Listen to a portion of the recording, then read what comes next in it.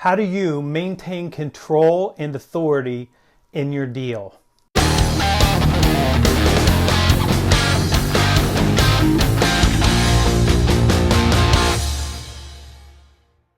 Hey, this is Anthony Iannarino, and today I get an email on LinkedIn from Jordan. And Jordan writes, I sell through a channel. I've positioned myself as someone who is easy to work with, is a trusted advisor, and who can articulate our value.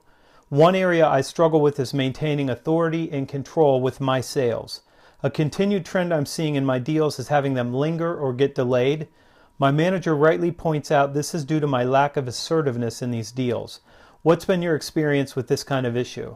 Okay, so your manager might be right, Jordan, and he might not, and maybe I'll just make a tweak to the language that you used here. You used the word assertiveness, and here's the challenge for you. When you have channel partners, you have shared responsibility for a deal, and that channel partner probably owns that client relationship, and so they're the lead salesperson on this, and you're coming in as an expert and someone with a solution that you can offer their client, and then it'll be your shared client.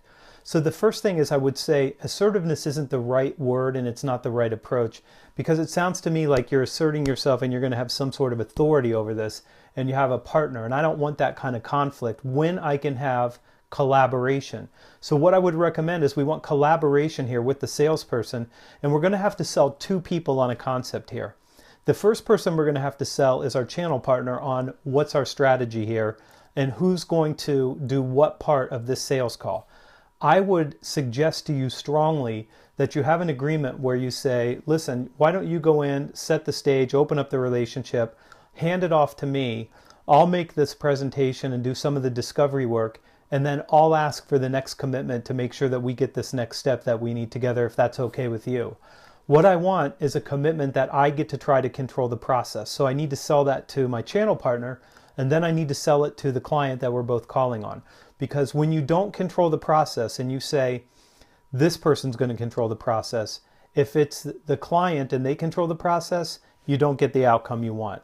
If it's your channel partner and they control it, then sometimes they're going to be passive and soft and they're not going to get the outcome that you want. You don't get to win, but you do get to play, which means we don't control the outcome, but if we control the process, we greatly improve our chances of acquiring the outcome that we want at the end.